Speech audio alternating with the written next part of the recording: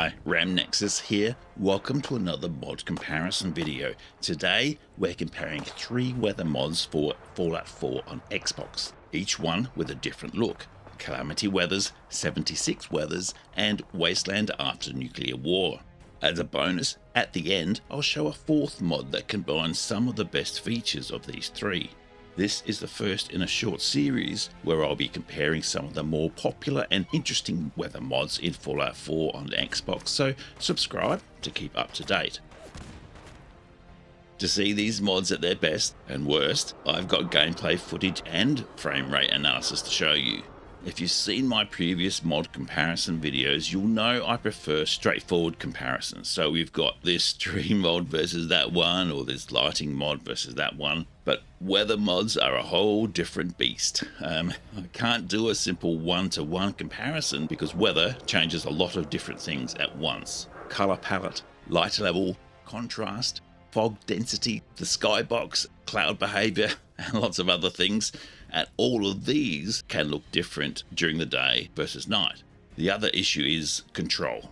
So on console, I can't fully control the weather, which makes it super hard to line up any side-by-side comparison shots. The excellent Cheat Terminal mod lets you select weather types, but only the game's vanilla weather. Many weather mods don't replicate vanilla weather. They add extra weather types, which means I can't select them. So to capture as much variety in weather as possible for this video, I decided to walk from Sanctuary all the way down to Quincy Lighthouse, right down at the southeast corner of the map. During that walk, I used Cheat Terminal to accelerate time to 3 times normal speed. That way, we could cycle through more and more weather types and light conditions. I'll show you that footage as we go. All performance and analysis were captured on my Series S. The game was set to 60 FPS performance mode during the FPS testing, which is the game's default graphics mode. And the only mods loaded was the weather mod and the cheat terminal. Alright, let's do this.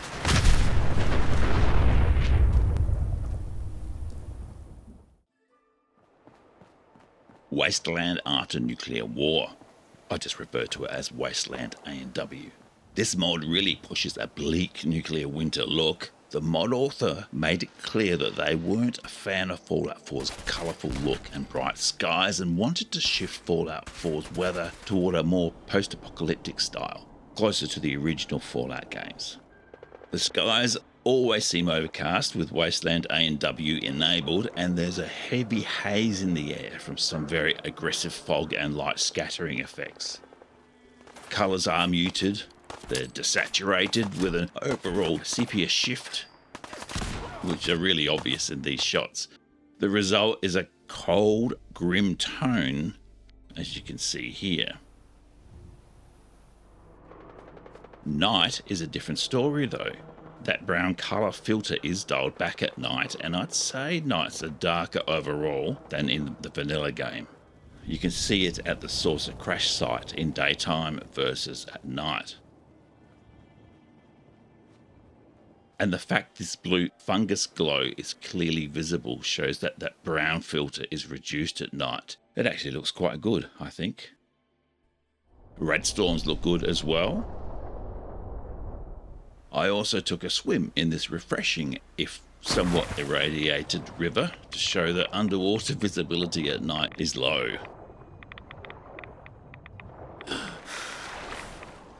As for performance, I test up here on the roof of the Kavega assembly plant because this view has been shown by others and confirmed by myself to be a good stress test of the game's performance. So these FPS scores you'll see are probably the lowest I can generate in game from a stationary shot. If you play on a Series X, I have found FPS results are very similar than the Series S. Though the Series X is more powerful, it is generating or trying to generate a 4K output, whereas the Series S is only trying for 1440p.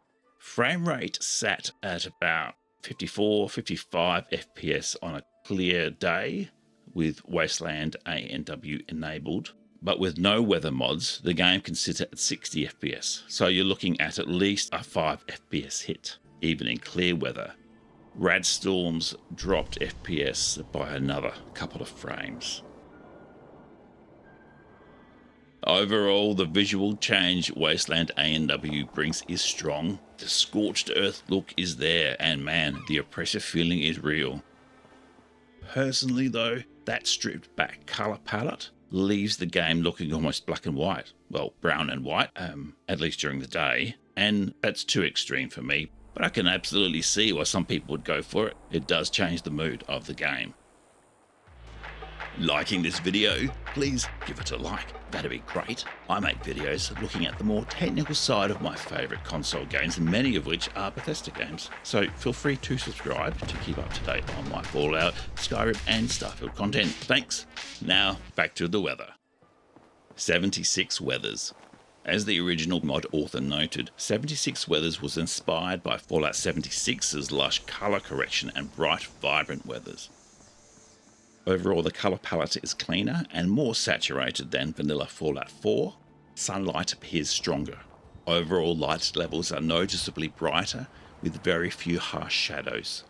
Atmospheric haze, which is common in the vanilla game, is lighter here, I think. Nights are bright.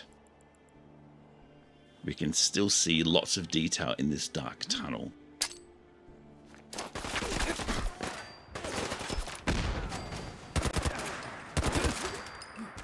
God rays are present, but seem a bit softer, and that purple hue to the pre-dawn sky might take a bit of getting used to, I think. Note there are two different ports of this PC mod on Xbox. One is from 2021 and the more recent one is 2025. They both have identical names, which doesn't help, but the 2025 one is based on an updated version of the PC mod, so I tested the 2025 version.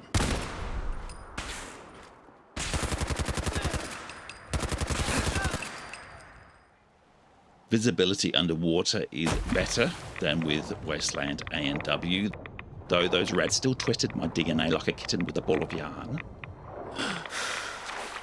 As for performance, 76 Weathers doesn't impact performance when clear or when foggy. The only drop I saw was when it was raining, which saw a 4 FPS drop. Lastly, during my walk downtown, I noticed minor frame rate dips at Trinity Plaza, so I went back and tested them properly, but found only a 5 FPS drop, and as we know, frame rate drops like this are common when downtown. Funny thing is, these results stuck with my totally serious real-world visit to Trinity Church last year. It's cold, it's blistery, just like how I felt when I came out of Vault 111, freezing my nads off. But it's okay, because nothing gets the heart pumping more than blasting a few super mutants. And here at the Trinity Church, that's just what we're gonna do. I promise you, if you went in there now, there'll be nothing. That's because the Soul Survivor's been here already and he's taken them all out. Sure. God. The crap we do on holidays. Calamity Weathers. The mod maker wanted to create a Metro 2033 style atmosphere, which means a less colourful, more harsh environment. The key feature of Calamity Weathers is the increased contrast. It gives the game world a gritty look. Rain and thunder are louder than in the vanilla game. Colours are muted, though not as much as in Wasteland A&W. Nights are dark. Fog appeared only briefly during my testing, but when it did, it came in quick and it was extremely dense. Combining dark nights with thick fog gives very low visibility conditions. This tunnel was black. I didn't even know there were raiders in there until they opened fire. It was kind of awesome. Going for a swim with Calamity Weathers, we can see very little underwater. One feature of this mod that some will like and others will hate is that rad storms now pack a punch. As you can see, radiation damage is high when out in a rad storm, really high. This change kinda makes sense, as you can almost ignore rad storms in the vanilla game, but the damage is very high and there is often nothing you can do about it. It can be really disruptive if you're in the middle of a mission. It kind of reminds me of dragon attacks in Skyrim, just when you're trying to complete a quest. Oh my god. But the difference is, you can kill the dragon. I've had some issues with this mod. Here is how Calamity is supposed to look, giving a nice high contrast look to the Wasteland. That footage is from the very first time I used the mod. Every time I've loaded and enabled Calamity Weathers since, it has looked like this. Really washed out, no matter where I am, time of day, weather type. I don't want to play like that. I don't think anyone else does either. I've tried all the tricks in the book to replicate that original look, even a complete reinstall of the game, and it still gives me that washed out look. I don't get it. I'm stumped. I used the all-in-one version, which includes support for all the DLCs, but I had the same problems with just the standard Calamity mod. So if you try Calamity Weathers and have this washed out look, you might not, but if you do, one solution is to use the color corrected Calamity Weathers mod, and it looks very similar and it doesn't seem to have this problem. As for performance, there was a 5-frame reduction in FPS with the mod enabled. This is the same in most weather conditions, except rain, where FPS went down by 8 to 52. So Calamity Weathers isn't as bleak as Wasteland A and W, and it's not as bright and clean as 76 Weathers. But if you want a gritty, realistic look with muted colours, high contrast and very dark nights, this mod might be for you. The bonus weather mod I'll show you is a mix of Calamity Weathers and 76 Weathers, with the enormous title of Calamity Weathers Vibrant Tweaks and the 76 Calamity. I'd originally planned to do just 3 weather mods, but was impressed by the mix of features this new mod brings. To work, it requires a couple of other mods to be loaded as well, which I'll get to in a sec. Playing games with me, huh?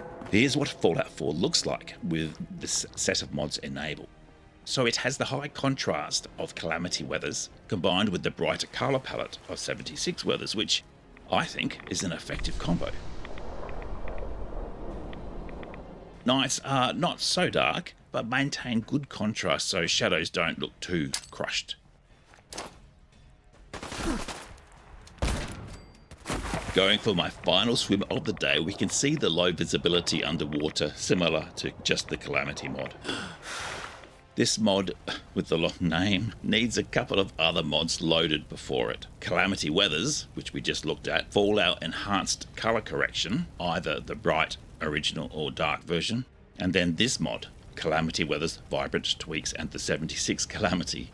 Although not required, I strongly recommend also using Calamity Interiors, as otherwise there's an annoying fog effect when indoors. For example, inside the Pridwin here, side by side without and with Calamity Interiors loaded.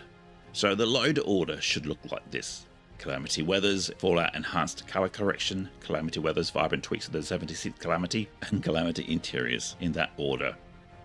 The worst criticism I've seen of this mod is that it can at times just look like vanilla Fallout 4 in some conditions during the middle of the day outside, for example, but it usually doesn't. Performance.